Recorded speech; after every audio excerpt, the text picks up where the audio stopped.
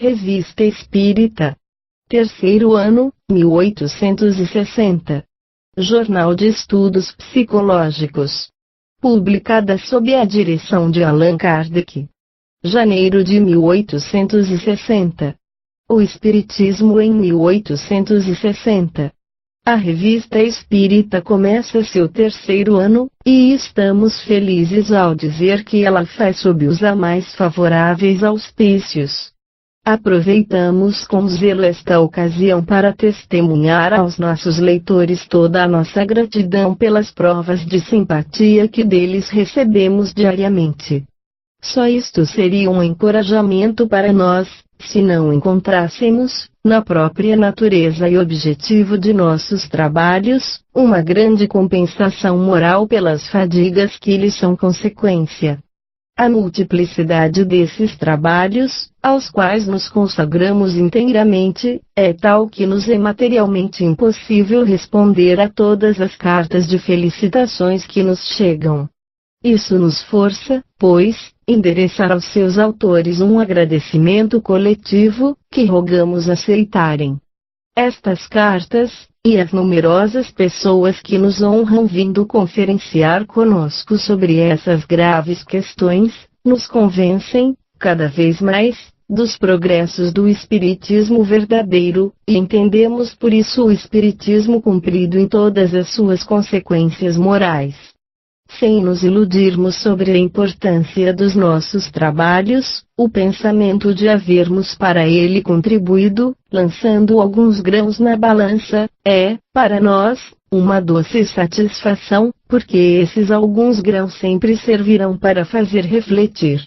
A prosperidade crescente de nossa coletânea é um indício do carinho com que é acolhida. Não temos, pois, senão que prosseguir nossa obra na mesma linha, uma vez que recebe a consagração do tempo, sem nos afastarmos da moderação, da prudência e da conveniência que nos guiaram sempre. Deixando aos nossos contraditores o triste privilégio das injúrias e das personalidades, não o seguiremos, não mais, no terreno de uma controvérsia sem objetivo. Dizemos sem objetivo porque ela não poderia trazer a eles a convicção, e é perder seu tempo discutir com pessoas que não conhecem a primeira palavra daquilo que falam. Não temos senão uma coisa a dizer: estudai primeiro e nos veremos em seguida. Nós temos outra coisa a fazer senão falar àqueles que não querem ouvir. Que importa, aliás, em definitivo, a opinião contrária deste ou daquele? Essa opinião é de uma importância tão grande que possa entravar a marcha natural das coisas? As maiores descobertas encontraram os mais rudes adversários, o que não lhes fez sobrarem. Deixamos, pois, a incredulidade murmurar ao nosso redor, e nada nos fará desviar do caminho que nos está traçado, pela própria gravidade do assunto que nos ocupa. Dissemos que as ideias espíritas progridem. Há algum tempo, com efeito, elas ganharam um terreno imenso. Dir-se-ia que elas estão no ar, e certamente não é ao bombo da imprensa periódica, pequena ou grande, que elas são devedoras. Se elas progridem para com e contra tudo, e não obstante a má vontade que se encontram em certas regiões, é porque elas possuem bastante de vitalidade para se bastarem a si mesmas. Aquele que se dá ao trabalho de aprofundar esta questão do espiritismo, nele encontra uma satisfação moral tão grande. A solução de tantos problemas dos quais em vão pedir a explicação às teorias vulgares, o futuro se abre diante dele de um modo tão claro, tão preciso, tão lógico, que se diz, com efeito, que é impossível que as coisas não se passem assim, e que admira não se as tenham compreendido mais cedo, que um sentimento íntimo lhe dizia dever estar aí. A ciência espírita, desenvolvida, não faz outra coisa senão formular, tirar do nevoeiro as ideias já existentes no seu foro interior. Desde então o futuro tem, para ele, Um objetivo claro, preciso, limpidamente definido, não caminha mais no vago, vê seu caminho, não é mais esse futuro de felicidade ou de infelicidade que a razão não podia compreender, e que por isso mesmo ele repelia, é um futuro racional, consequência das próprias leis da natureza, podendo suportar o exame mais severo, por isso ele é feliz. E como aliviado de um peso imenso, o da incerteza, porque a incerteza é um tormento. O homem, apesar de si, sonda as profundezas do futuro, e não pode impedir de vê-lo eterno, compara-o com a brevidade e a fragilidade da existência terrestre. Se o futuro não lhe oferece nenhuma certeza, ele se atordoa, se curva sobre o presente, e para torná-lo mais suportável, nada lhe importa, será em vão que sua consciência lhe fale do bem e do mal, ele se diz, o bem é o que me torna feliz. Que motivo teria, com efeito, em ver o bem alhures? Por que suportar privações? Ele quer ser feliz, e para ser feliz, quer gozar daquilo que os outros possuem, quer ouro, muito ouro, ele tem como sua vida, porque o ouro é o veículo de lodosos gozos materiais, que lhe importa o bem-estar de seu semelhante. O seu antes de tudo, ele quer satisfazer-se no presente, não sabendo se o poderá mais tarde, num futuro em que não crê, torna-se, pois, ávido, ciumento, egoísta, e, com todos esses gozos, ele não é feliz, porque o presente lhe parece muito curto. Com a certeza do futuro, tudo muda de aspecto para ele. O presente não é senão efêmero, ele vê escoar sem pesar, está menos ávido dos gozos terrestres, porque estes não lhe dão senão uma sensação passageira, fugidia, que deixa o vazio no seu coração, aspira a uma felicidade mais durável e, consequentemente, mais real, e onde poderá encontrá-la, se isso não estiver no futuro? O Espiritismo, mostrando-lhe, provando-lhe esse futuro, livra-o do suplício da incerteza, eis porque ele se torna feliz. Ora, aquilo que traz felicidade, encontra sempre partidários. Os adversários do Espiritismo atribuem sua rápida propagação a uma febre supersticiosa que se apodera da humanidade, ao amor ao maravilhoso, mas é necessário, antes de tudo, ser lógico, aceitaremos seu raciocínio, se pode chamar a isso de raciocínio, quando claramente explicarem por que essa febre atinge precisamente as classes esclarecidas da sociedade, antes que as classes ignorantes. Quanto a nós, dizemos que é porque o Espiritismo apela ao raciocínio e não a uma crença cega, que as classes esclarecidas examinam, refletem e compreendem. Ora, as ideias supersticiosas não suportam o exame. De resto, todos vós que combateis o Espiritismo, o compreendeis? Vós o estudastes, escrustaste-o em seus detalhes, pesando maduramente todas as suas consequências? Não, 1000 vezes não. Falais de uma coisa que não conheceis, todas as vossas críticas, não falo das tolas, deselegantes e grosseiras diatribes, desprovidas de todo raciocínio e que não têm nenhum valor, falo daquelas que têm pelo menos aparência do sério, todas as vossas críticas, digo-o, acusam a mais completa ignorância da coisa. Para criticar é necessário opor um raciocínio a um raciocínio, uma prova a uma prova, isso é possível sem conhecimento profundo do assunto do qual se trata? Que pensaríeis daquele que pretendesse criticar um quadro sem possuir, ao menos em teoria, as regras do desenho e da pintura, discutir o mérito de uma ópera sem saber a música? Sabeis qual é a consequência de uma crítica ignorante? É ser ridículo e acusar uma falta de julgamento. Quanto mais a posição crítica é elevada, mais estiver em evidência, tanto mais seu interesse lhe manda a circunspecção, para não se expor a receber desmentidos, sempre fáceis a dar a quem fale daquilo que não conheça.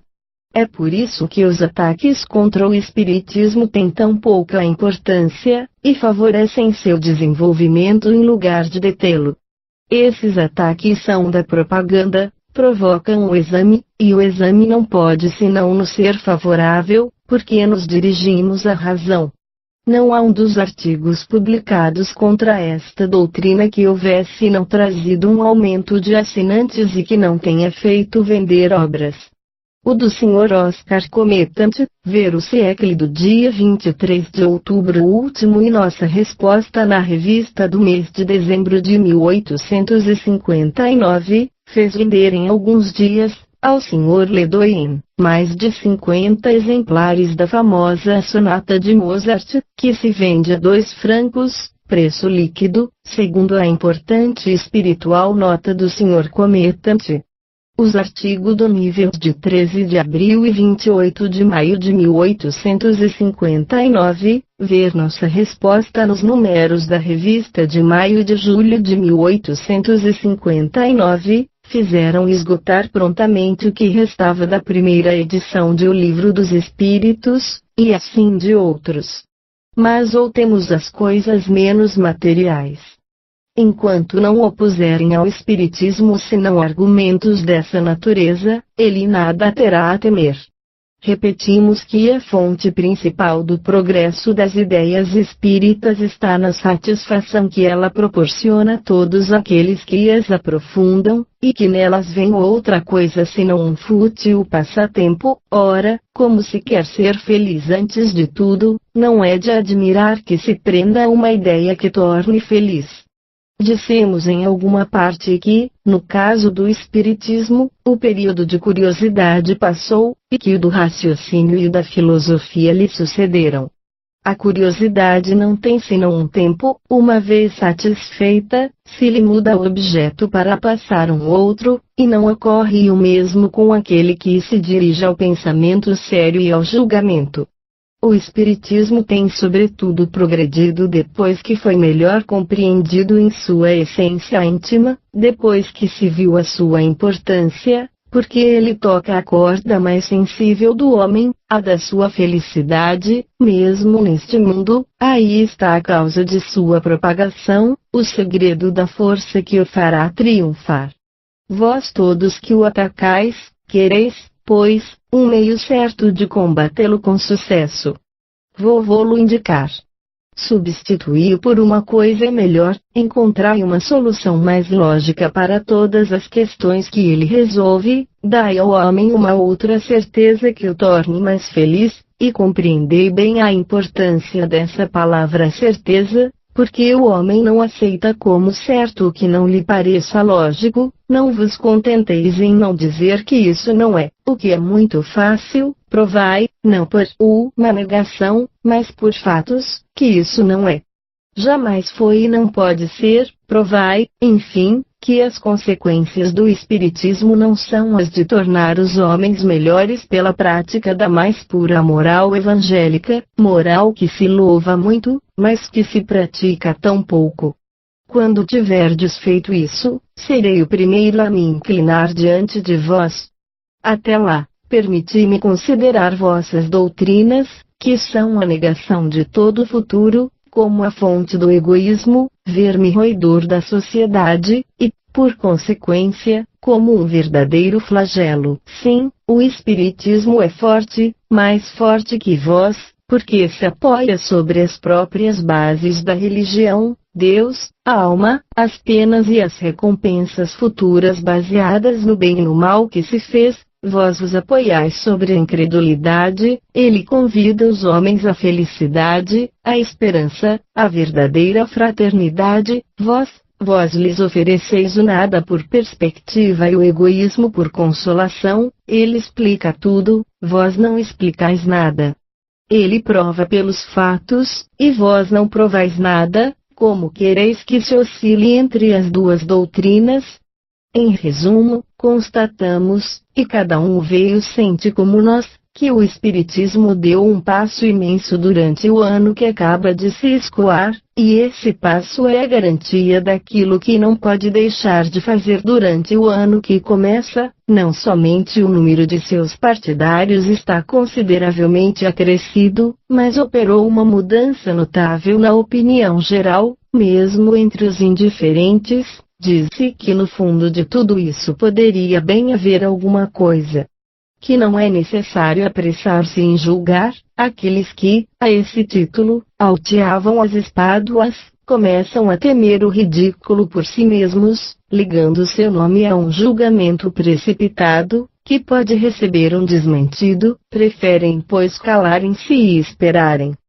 Sem dúvida, haverá por muito tempo ainda pessoas que, nada tendo a perder na opinião da posteridade, procurarão denegri-lo, uns por caráter ou por estado, outros por cálculo, mas se familiarizam com a ideia de irem a Charenton desde que se veja em tão boa companhia, e esse mau prazer torna-se, como tantos outros, um lugar comum, o qual não abala mais de modo nenhum, porque no fundo desses ataques vê-se um vazio absoluto de raciocínio. A arma do ridículo, essa arma que se diz tão terrível, se enfraquece, evidentemente, e cai das mãos daqueles mesmos que a sustentavam. Perdeu, pois, ela seu poder? Não, mas com a condição de não dar mais seus golpes em falso. O ridículo não prejudica senão aquele que é ridículo em si. De sério não tenha senão aparência, porque ele fustiga o hipócrita e arranca sua máscara, mas aquele que é verdadeiramente sério não pode dele receber senão golpes passageiros e sai sempre triunfante da luta. Vede-se uma única das grandes ideias que foram achincalhadas em sua origem pela turba ignorante e ciumenta caiu para não mais se levantar. Ora, o Espiritismo é uma das maiores ideias, porque ele toca a questão mais vital, a da felicidade do homem, e não se joga impunemente com semelhante questão. Ele é forte, porque tem suas raízes nas próprias leis da natureza, e responde aos seus inimigos fazendo desde seu início a volta ao mundo. Ainda há alguns anos e seus detratores, impossibilitados de combatê-los pelo raciocínio, encontrar-se-ão de tal modo transbordados pela opinião, de tal modo isolados, que será forçoso para eles ou se calarem, ou abrirem os olhos para a luz.